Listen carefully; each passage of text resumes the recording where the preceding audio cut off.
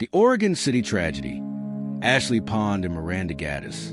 12-year-old Ashley Pond went missing without a trace on January 9, 2002 in Oregon City. And just when everyone thought things couldn't get any worse, her 13-year-old classmate Miranda Gaddis also disappeared 2 months later on March 8, 2002. The events that unfolded in this case were nothing short of unimaginable.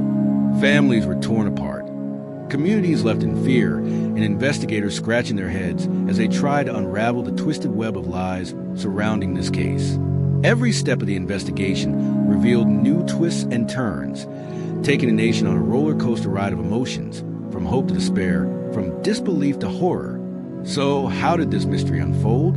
Hello, and welcome back to True Crime Exposé, where we cover solved, unsolved, and twisted cases from around the world.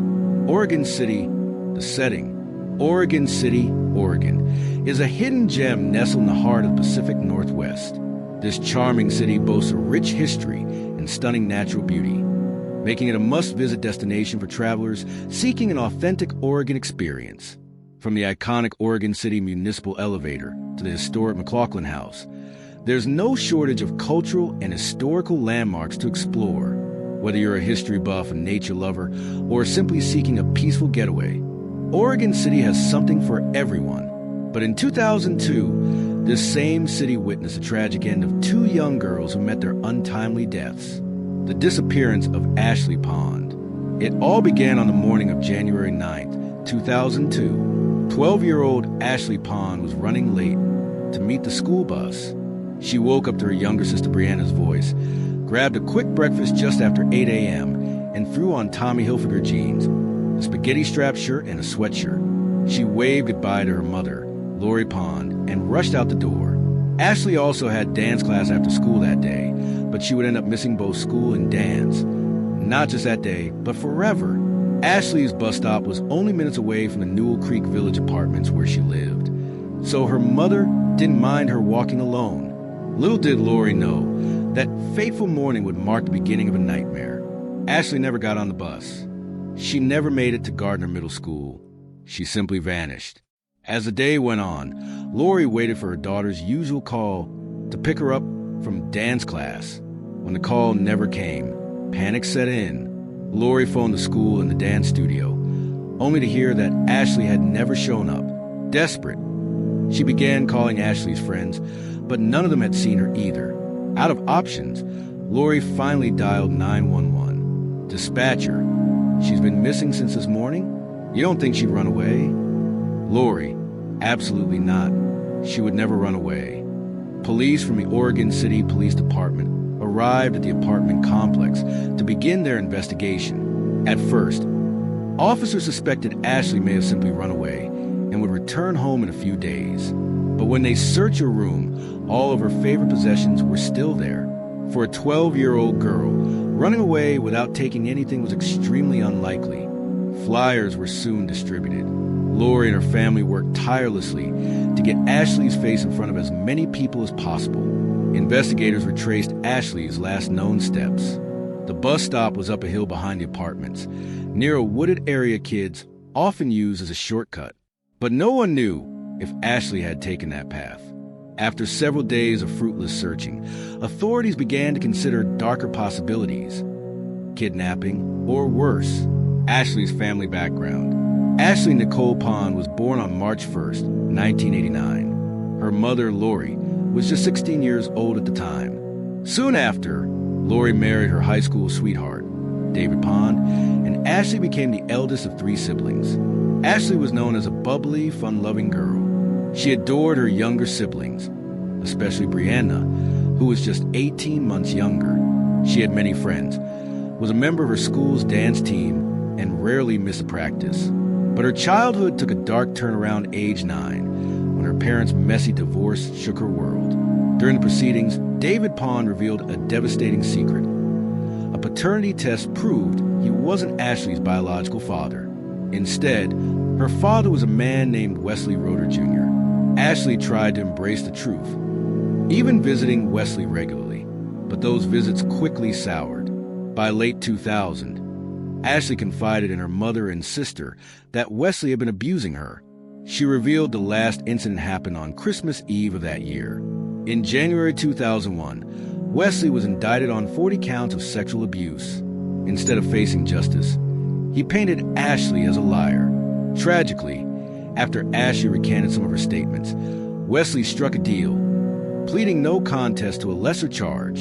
He received just 6 months probation and a no-contact order. This was only months before Ashley disappeared.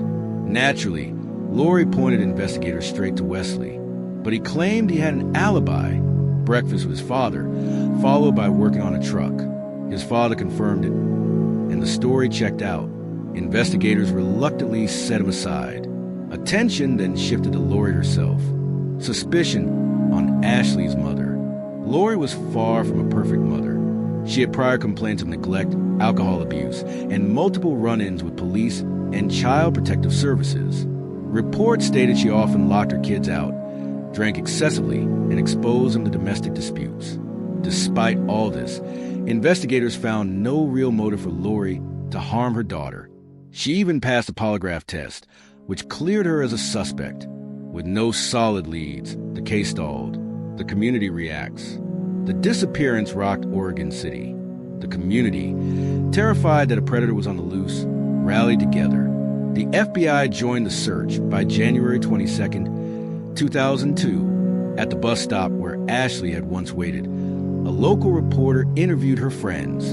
Among them was Ashley's closest companion, 13-year-old Miranda Gaddis. Miranda tearfully admitted she had no idea what happened to her friend, but feared it might have been kidnapping. Sadly, no one knew that Miranda herself was next. The disappearance of Miranda Gaddis. Miranda Gaddis was born on November 18, 1988. She lived in the same apartment complex as Ashley, attended the same school, and was also on the dance team. The girls were inseparable. But like Ashley, Miranda's home life was troubled. Her father, Jason Gaddis, had been convicted of kidnapping 2 girls when Miranda was only 6. After that, her parents divorced. Her mother, Michelle, later dated a man who was also abusive. At one point, Miranda and her siblings were even placed in foster care before eventually returning home. Despite this, Miranda was described as spunky, funny, and caring. She loved dancing and dreamed of becoming a model. On the morning of March 8, 2002, her mother left for work at 7:30 a.m. Miranda was supposed to follow her usual routine and head to school. But by afternoon, Michelle got a call. Miranda never arrived. Another girl gone without a trace. The eerie similarities to Ashley's case terrified the community. Parents were suddenly afraid to let their children outside. Police immediately suspected the same perpetrator was behind both disappearances. The Weaver connection. That changed when suspicion fell on a man living right by the girls' bus stop, Ward Weaver. Weaver's daughter Mallory was friends with Ashley and Miranda. His house, just steps from the bus stop, was known as a hangout spot. Weaver often played the role of cool dad, allowing sleepovers, snacks, and backyard games. Both girls had spent plenty of time there. When questioned, Weaver seemed cooperative.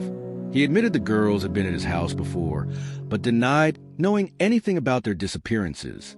He even let investigators search his home and yard. They found nothing. Weaver also provided time cards showing he was at work during both disappearances. For a while, suspicion drifted elsewhere, but gossip at Gardner Middle School would soon bring the focus back to him. Disturbing allegations.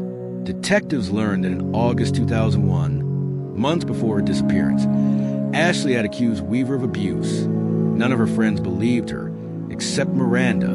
In fact, Miranda had even warned her friends to avoid Weaver's house in weeks before she disappeared. This revelation alarmed investigators.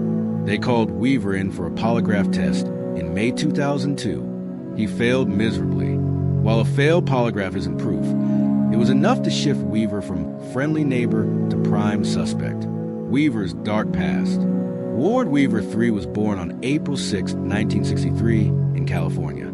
His father, Ward Weaver Jr., abandoned the family when he was just 4 years old.